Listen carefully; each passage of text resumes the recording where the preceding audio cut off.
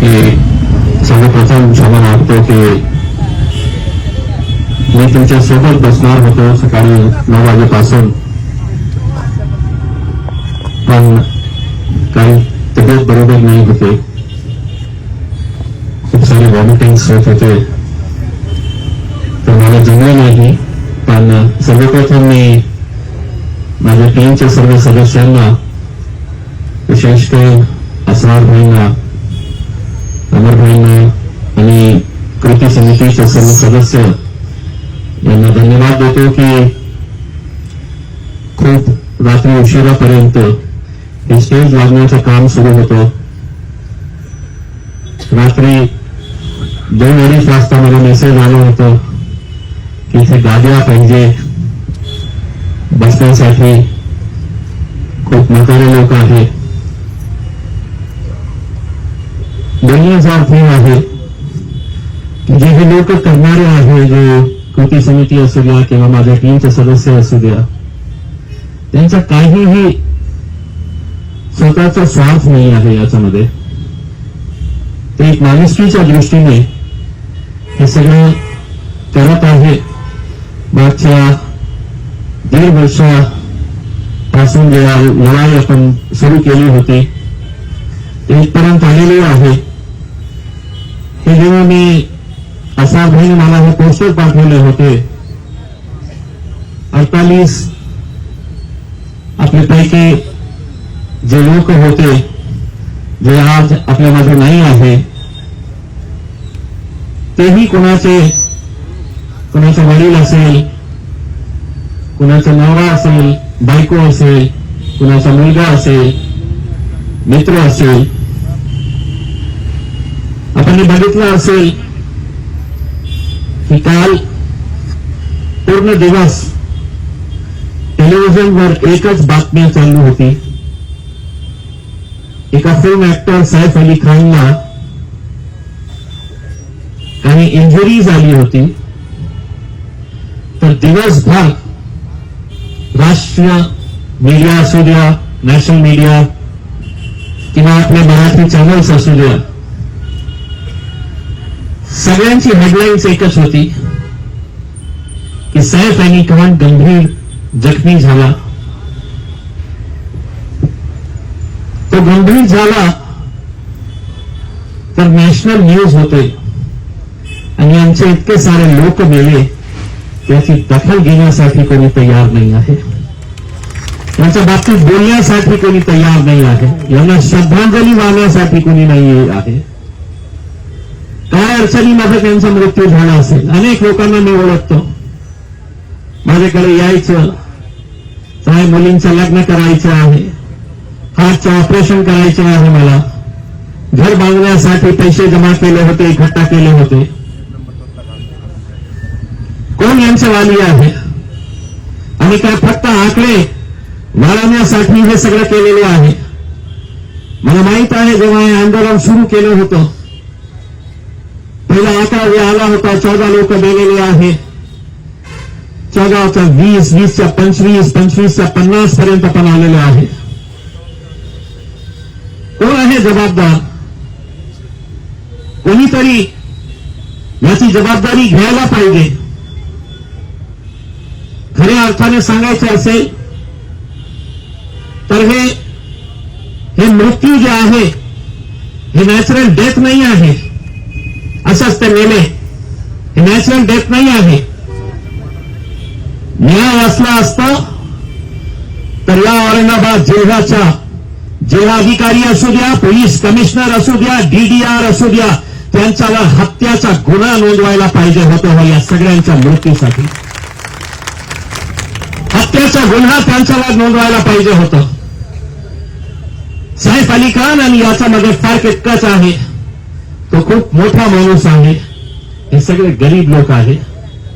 पण हे सगळ्यांनी आपल्या आयुष्याची कष्टाची कमाई इकट्ठा करून त्यांचा पाप एकच होता की सरकारने ज्याला लायसन्स दिले होतं की हे तू चाल पतसंस्था, त्याच्यामध्ये पैसे जमा केले आणि पळून गेला. ते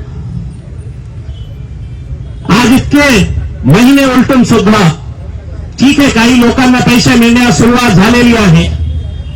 10,000, 15,000, 20,000 पर्यंत पैसे, 25,000 पर्यंत.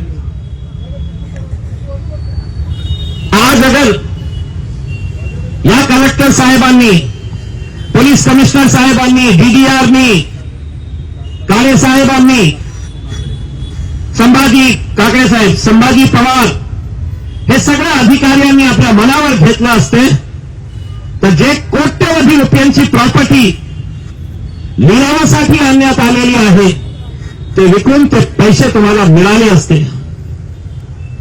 पण आपल्याला माहित आहे, एक आंदोलन आपण जेव्हा केलं होतं माझ्या ऑफिसमध्ये, ही प्रॉपर्टी विकायची नाही. पोलिसांचा आदेश असून सुद्धा इथे बसलेले एक अधिकारी ते प्रॉपर्टी एका मोठ्या नेत्याच्या जवळच्या माणसाला विकून टाकतात. आम्हाला आश्वासन देण्यात येतं की आम्ही कारवाई करू, आम्ही चौकशी करू. आज वेळ आलेली आहे त्यांना विचारण्यासाठी की तुमच्या चौकशीमध्ये काय निष्पन्न झालेलं आहे, काय कारवाई केलेली आहे. तुम्ही हे समजत असेल की हे सगळं गोरगरीब लोक आहे, किती चक्रा मारणार, किती लढाव करणार. मी पहिल्या दिवसापासून एकच बोलत आहे, आज पुन्हा एकदा बोलतो, जोपर्यंत एक एक माणसाचा एक एक रुपया परत मिळणार नाही तोपर्यंत आमचा लढा असा सुरूच राहणार आहे. दररोज आम्हाला कुठे ना कुठे मुंबईमध्ये एक मोठा फ्रॉड झाला, हजारो कोटी रुपये घेऊन पळाला. बीडमध्ये काय आहे, लातूरमध्ये काय आहे, अहमदनगरमध्ये काय चाललेलं आहे. त्यांचे पैसे मिळाले नाही, पण कमीत कमी ऑगस्टची सुरुवात झालेली आहे आणि प्रामाणिकपणे या लोकांनी काम केले असते ते आज आपल्याला ही वेळ आली नसती की आपण इथे बसून पैसे आमचे, हक्काचे पैसे, कष्टाचे पैसे, आणि आम्ही आमरण उपोषण करत आहे. याच्यापेक्षा दुर्दैव काय असणार आहे. आमचं हक्काचे काही भीक मागत नाही, आम्ही काय त्यांच्याकडून काही फेवर मागत नाही. आमचे कष्टाचे पैसे द्यायला तुमच्याकडे पैसे नाही आहे आणि फक्तचे पैसे कसे वाटत आहे सरकार, कोणतेही सरकार असू द्या. खऱ्या अर्थाने पहिले जे लोकांचे कष्टाचे पैसे होते ते परत करायला पाहिजे होते. नंतर तुम्हाला फुकटात कुणाला काय द्यायचे आहे हे तुम्ही ठरवा. ज्यांचे पैसे ठेवायचे आणि दुसऱ्यांना फुकटात वाटायचे, हे कसली पॉलिसी, हे कसले नियम. फक्त हे गरीब आहे, किती फाईट करणार, काय करणार. आपण किती मोठे मोठे आंदोलन केले. जसा गजाभाऊने सांगितलं, किती केसेस आमच्यावर करण्यात आले. त्याने असं वाटलं एक केस झाला तर हे दुसऱ्या केस साठी ते आंदोलन करणार नाही. आम्ही केलं, एक झालं, दोन झालं, तीन झाले. आता जेव्हा आम्ही आंदोलन उपोषणसाठी बसतो तर तुम्हाला कळतं की आपल्याला आज मीटिंग घ्यायची आहे का. तुमची जबाबदारी नाही आहे का. तुम्हाला माहित नाही आहे का हे सगळे करायला पाहिजे. कशाला तुम्हाला आमच्यावर हे वेळ आणायची आहे की नाही. तुम्ही बसा, मग आम्ही तुमच्या मुद्द्याच्या बाबतीत चर्चा करू. किती पत्र आम्ही पाठवलेले आहे. मला या गोष्टीचा आनंद आहे की फक्त आणि फक्त आदर्श पतसंस्थेच्या घोटाळ्यामुळे आज महाराष्ट्र सरकार पूर्ण कायदा बदलत आहे की जे ठेवीदारांचे पैसे बुडत आहे ते पैसे कसे लवकरात लवकर मिळता येतील त्याच्या बाबतीत कायदा ते बदलू लागलेले आहे. आजच माझ्या हाती एक परिपत्रक महाराष्ट्र सरकारने जे काढलेलं आहे 12 डिसेंबरचं आहे. महाराष्ट्र ठेवीदारांच्या वित्तीय संस्थांमधील हित संबंधाचे संरक्षण अधिनियम विहित काल मर्यादेत करावयाच्या कारवाईबाबत टाइम बाउंड पत्र आलं तर 1 महिन्यामध्ये हे करायचं. नोटिफिकेशन आलं तर 1 महिन्यामध्ये हे काय काय करायचं आहे. महाराष्ट्र सरकारने जेव्हा हे निर्णय घेतला ते फक्त आणि फक्त तुमच्यामुळे हे निर्णय घेण्यात आलेला आहे आणि त्याचा फायदा फक्त आदर्शला नाही होणार. याचा फायदा पूर्ण महाराष्ट्रामध्ये जे असे गोरगरीब लोकांचे कष्टाचे पैसे बुडालेले आहे त्यांना सगळ्यांना याचा फायदा मिळणार आहे. किती महिने झाले प्रॉपर्टी आहे, नोटिफिकेशन काढायचं. मग आदरणीय कलेक्टर साहेब एक पत्र पाठवते आपले कन्नडचे एसडीएमला. एसडीएम साहेब पुन्हा कलेक्टर साहेबांना पत्र पाठवते आणि सांगते की माझ्याकडे खूप काम आहे, मी हे काम करू शकत नाही. मग आम्ही त्यांच्या मागे लागतो तर कलेक्टर साहेब पुन्हा एक पत्र पाठवतो, करा बाबा हे काम करा. किती महिने चालणार हे तुमचा पत्र व्यवहाराचा खेळ. आणि एसडीएम काम करत नसेल तर त्या खुर्चीवरून त्याला लाथ मारून खाली काढा.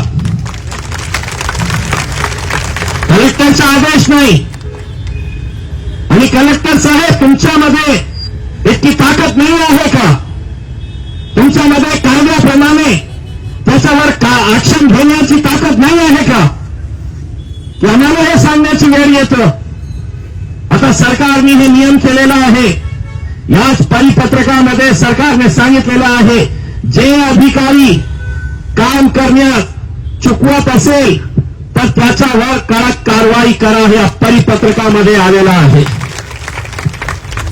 आणि सगळं बहुतेक त्यांनी वाचलं नसेल तर त्यांना दाखवण्यासाठी एक प्रत आणलेली आहे.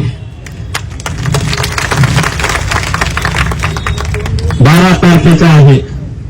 2 डिसेंबरला एक परिपत्रक आलं होतं, त्याच्यामध्ये सगळं हे होतं, डिटेल्स होतं.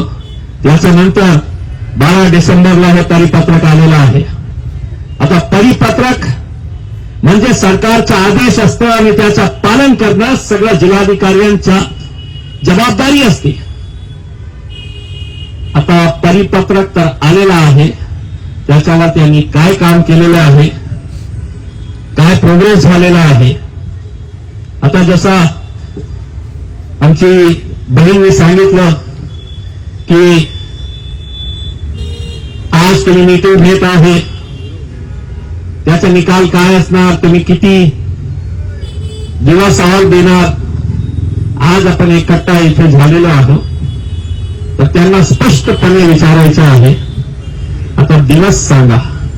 महिने गेले, वर्ष गेला, काही गेला, आता दिवस सांगा. या दिवसाला या आणि तुमचे पैसे घेऊन जा. खूप झाला. नहीं तर एक हिंदी में कहावत है, अगर घी सीधी उंगली से नहीं निकलता है तो उंगली टेढ़ी करनी पड़ती है. और गज्जू भाई जैसे अगर लोग हैं तो उंगली भी टेढ़ी करने की जरूरत नहीं रहती, घी का डब्बा ही फोड़ लेते हैं.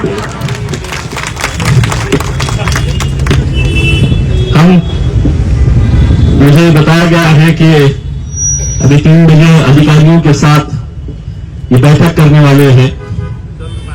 हमें इनसे क्या क्या सवाल करना है. मुझे खुद इस बात का बड़ा अफसोस है कि आपको अपना पैसा वापस लेने के लिए यहां पर खाली पेट बैठना पड़ रहा है. आपकी तकलीफ क्या है, आपका दर्द क्या है, आपकी परेशानी क्या है, ये मैं अच्छी तरीके से समझ सकता हूं. लेकिन मैं आपको इतना भी यकीन दिलाना चाहता हूं, जितना रास्ता हमने तय करके आए हैं, महाराष्ट्र की कोई पथ संस्था इतने आगे तक नहीं जा पाई. ठीक है, शुरुआत हुई है 25,000 तक, तो 50,000 की होगी, लाख की होगी, 2 लाख की होगी। मैं यहां पर हमारी बहनों के सर्टिफिकेट देख रहा था, कितने मेहनतों से ये पैसा इकट्ठा किया गया होगा। आप खुद सोचिए कि जब ये पैसा अचानक इनके हाथ से निकल गया होगा तो क्या इनकी हालत रही होगी। किसी ने कहा है कि ये जितने भी लोग आए हैं इसमें ठेकेदार नहीं है, तो मीडिया वालों से अपील करूंगा, ये सब ठेकेदार है मेरे भाई साहब। सिर्फ मैं अकेला हूं जो ठेकेदार नहीं हूं, वरना ये बाकी के पूरे ठेकेदार हैं जिन्हें अपना हक मांगने के लिए वो आए हैं। जरा इधर मेरे भाइयों की तरफ भी घुमाइए, ये भी आपको दिखा रहे हैं, ये भी आपको दिखा रहे हैं कि ये सब अपने हक का पैसा लेने के लिए आ रहे हैं। हम उम्मीद करते हैं कि कलेक्टर साहब की मीटिंग अगर हो जाए उसके बाद उनका क्या फैसला है वो क्या हमें बताते हैं, और अगर उनका आश्वासन आधा अधूरा रहा तो हमारा आंदोलन बहुत मजबूत चलेगा। अब कच्चा पक्का तो चलेगा नहीं, जो भी है ठोस, जो भी है पूरा पक्का आश्वासन मिले। वरना अगर तुम ये समझ रहे हैं कि ये गरीब लोग हैं, ये कुछ कर नहीं सकते हैं, तो ये याद दिला दूं कि डिविजनल कमिश्नर का ऑफिस के गेट को तोड़कर जाने की ताकत रखने वाले ये लोग हैं सभी। वो गेट को छलांग लगाकर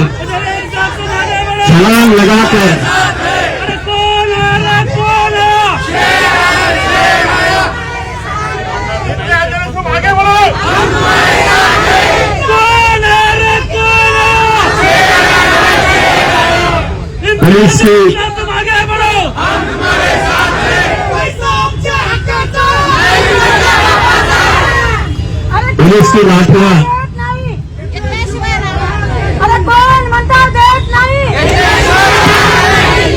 पैसा आमच्या हक्काचा, पैसा आमच्या हक्काचा, इंद्रजलील साहब तुम आगे बढ़ो, इंद्रजलील साहब तुम आगे बढ़ो। लाठी खाने के लिए तैयार है। आंसू गैस छोड़े गए थे, उसके लिए तैयार है। जब वैसे ही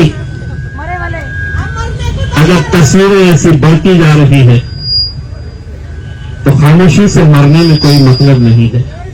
लड़ेंगे, पूरी ताकत के साथ भिड़ेंगे। बस आप लोग अपनी हिम्मत मत हारिए। आप लोगों की ये लड़ाई मैं अगर लेकर गया हूं तो सिर्फ इस वजह से कि हमने जब भी आवाज लगाई आप लोगों ने अपना काम, अपना धंधा, अपनी दुकान, अपनी नौकरी सब कुछ छोड़कर आप लोग आए, क्योंकि आपको भी ये मालूम है कि अगर ये लड़ाई कहीं आधे रास्ते में खत्म हो गई तो हमने पिछले 1.5 साल से जो मेहनतें की हैं, जो लड़ाई हमने की है, वो कहीं ना कहीं आगे जाकर उसका कोई रास्ता नजर नहीं आएगा। इसीलिए बस ये समझ लीजिएगा कि हम उस मुकाम के ऊपर आ गए हैं जहां पर प्रॉपर्टी सामने खड़ी हुई है, खरीदने वाले भी उसके लिए तैयार हैं। सिर्फ ये है कि इनका नोटिफिकेशन निकले। कई ऐसी प्रॉपर्टीज है जिसको मैंने खुद ने अपने पेज के ऊपर डालकर मेरे जान पहचान के लोगों को कहा कि भैया पैसा होगा तो ले ले यार। वो बेचने के काम में भी हम इनकी मदद कर रहे हैं। तो एक मर्तबा ये ऑप्शन का जैसे ही डिसीजन हो जाता है फौरन ये पैसा होना शुरू होगा और वो पैसा आ जाएगा, सबको मिल जाएगा। हम और आप सिर्फ यही हाथ जोड़कर अल्लाह से, भगवान से यही दुआ करें कि ये जो 48 है, 48 के आगे एक और किसी की तस्वीर नहीं लगनी चाहिए। इसके सामने एक और किसी की तस्वीर नहीं लगनी चाहिए। आपको हो सकता है आपके गांव के अंदर राजनीति से ताल्लुक रखने वाले लोग कहेंगे कि पैसा नहीं मिलेगा करके, आपको ये मायूस करने की बात करेंगे, आपको ये कमजोर करने की बात करेंगे कि ये पैसा कैसे मिलेगा। उनको ये कह देना कि जब तक हम साथ में हाथ में हाथ डालकर खड़े हैं, एक एक रुपया हम वापस इनके हलक में से खींच के निकालेंगे, इनके जेबों में से खींच के निकालेंगे और एक एक पैसा हम वापस आप लोगों को दिलाएंगे। बस उम्मीद करते हैं कि कलेक्टर साहब अगर चर्चा कर रहे होंगे तो हमारे को भी अब बुलाए और बुलाने के बाद बताए कि क्या होने वाला है करके। मैं मेरी माओ और बहनों से विनती करना चाहूंगा, ये आंसू संभाल के रखिएगा, रोने की जरूरत नहीं है। महिला शक्ति क्या है ये आपको दिखाने का वक्त आएगा, उस वक्त दिखाना है। लड़ेंगे, डट के लड़ेंगे, बिल्कुल किसी तरह से कोई घबराने की जरूरत नहीं है।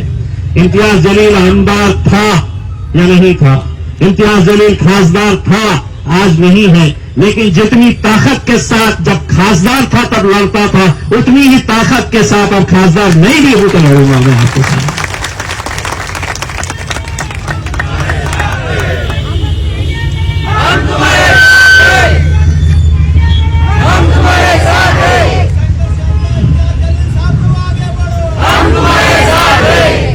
बस पहले ऐसा होता था कि मेरे साथ सिक्योरिटी रहती थी, वो पुलिस वालों को बता देते थे ये करने वाले हैं करके। अब सिक्योरिटी कुछ है नहीं, अब मेरी सिक्योरिटी यही है जितने भी लोग हैं, मेरी सुरक्षा करने के लिए पुलिस वाले नहीं है, यही लोग हैं जो मेरी सुरक्षा करेंगे। तो बस आप लोग इंतजार करिएगा, हम भी आपके साथ बैठे हुए हैं और हम उम्मीद करते हैं कि आंदोलन बहुत ज्यादा लंबा ना चले, जल्द से जल्द इसके ऊपर कोई फैसला हो, क्योंकि बहुत सारे ऐसे बुजुर्ग लोग हैं, बूढ़े लोग हैं जिन्हें बीपी की शिकायत होती है, जिन्हें दवाइयां खाना होता है। तो ऐसी हालत के अंदर बैठना मुझे भी अच्छा नहीं लगता है। हम उम्मीद करते हैं कि मानुषी की दृष्टि में, इंसानियत की नजर से अगर देखा जाए तो आज प्रशासन पुलिस मिलकर कुछ अच्छा फैसला करेंगे। बहुत बहुत धन्यवाद।